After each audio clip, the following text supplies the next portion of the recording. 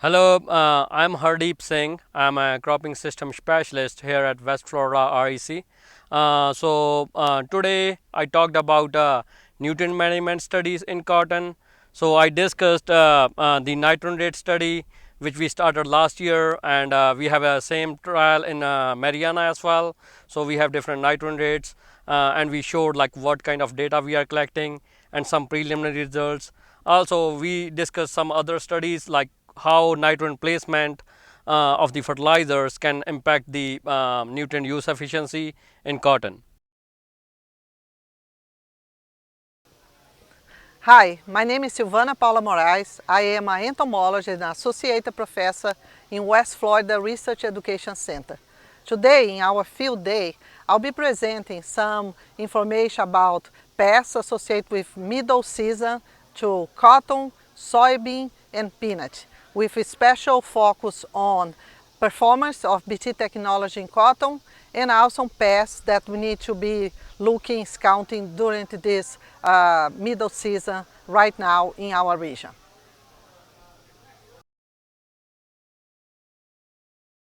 All right, my name is Barry Tillman. I'm the peanut breeder here at the University of Florida, and today at the West Florida REC Field Day, we're talking about peanut varieties and how farmers can choose peanut varieties based on their disease tolerance, their growth habit, their seed size, and things like that, helping them to find ways to reduce disease risk.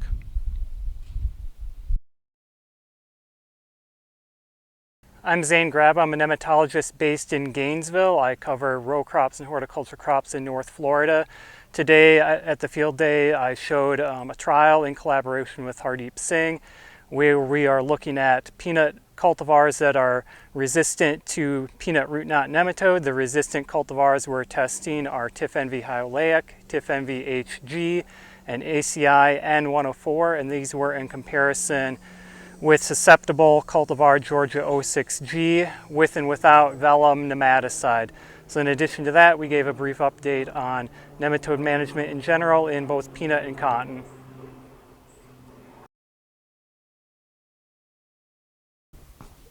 Hi, I'm Jennifer Bearden. I'm the UF-IFAS Okaloosa County Extension Agent. Today I talked about nozzle selection and different aspects to spraying with your ground sprayer, and also help lead the session on our drone spray applicator. So the attendees today got good information on core CEU topics, so nozzle selection, wind speed and direction, and the different organo-ox and herbicide rules, as well as getting to see the spray drone in operation. Hey there, I'm Madeline Grant. I'm with University of Florida IFAS Extension in Escambia County, and today my discussion was on all of our cotton varieties. We had Delta Pine, Phytogen, Stoneville, and Next Gen varieties. Hi everyone, this is Steve Lee, Extension Weed Scientist and Associate Professor from College of Agriculture, Auburn University. It's a great pleasure to be here and speak to the crowd and talk about weed control and some of the drone projects we have been working on.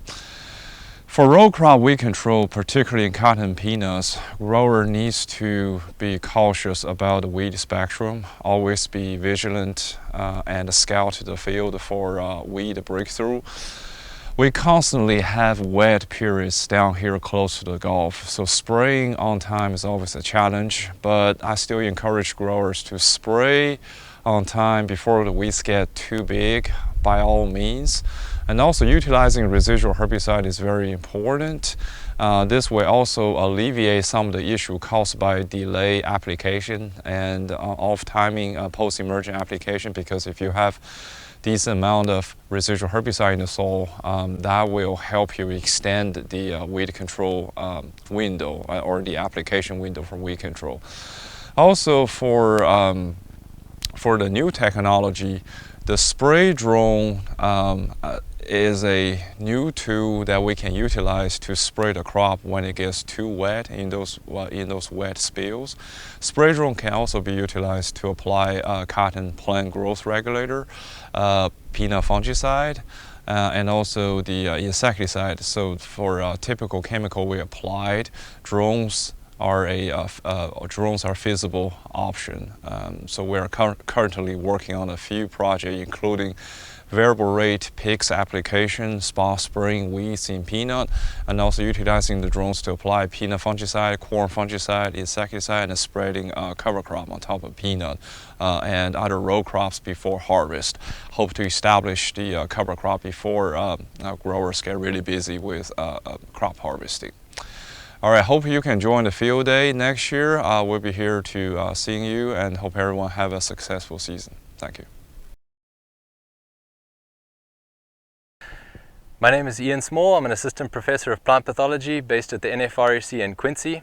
And today at the field day, I talked about peanut disease management, but mainly focused on the biology of stem rot or white mold, and some work that has been done in my lab by a student, Santosh Sanjel, and talked about some cotton disease updates with an emphasis on changes that are happening, or at least new reports of pathogens causing arillate mildew or ramularia leaf spot, and the implications that will have for foliar disease management in cotton.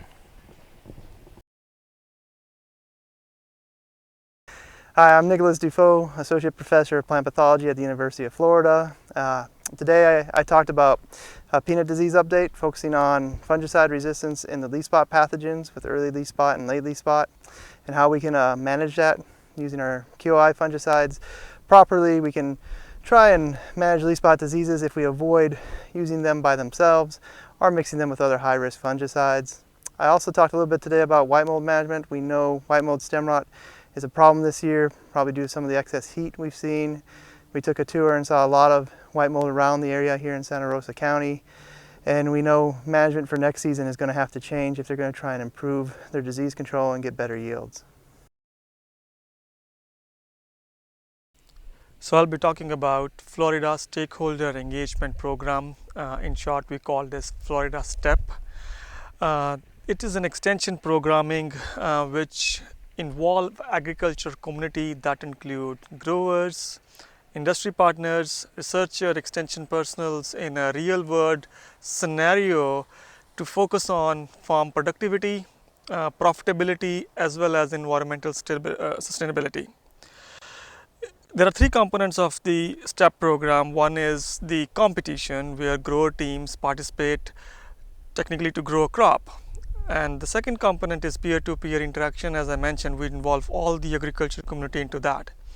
And third is the action-oriented learning, where teams get exposure to different technologies and they apply different settings based upon how we can use that technology and so on. So we started this competition in 2022 in corn with 10 teams participated in the first year. This is the ongoing competition in 2023, where 15 teams are participating right now. We are envisioning to start this competition in cotton at J Florida, and where teams have different options, either to select a hybrid, which seeding rate, how they want to manage the irrigation, how they want to manage their fertilizer application. But at the same time, they are allowed to select different marketing options, how we can sell cotton effectively, what are the different management strategies, what insurance package we have to pick up. So at the end of the day, we collect different data set and calculate who is the most efficient team that include water use efficiency and fertilizer use efficiency. At the same time, we look into the profitability, who is the most profitable team based upon their production cost, variable cost, as well as different marketing strategy they choose over the growing season. And at last, based upon the results, we organize a banquet where we announce the winners in different categories. One is who is the highest input use efficiency team, another is the most profitable team. Each team get a cash prize of $2,000 if they are at the first position. Second position holder will get $5,000 and third position will get $500. So this is in a nutshell the competition, and we are starting this competition, as I said, in J Florida, and next growing season for 2024 for cotton. Thank you.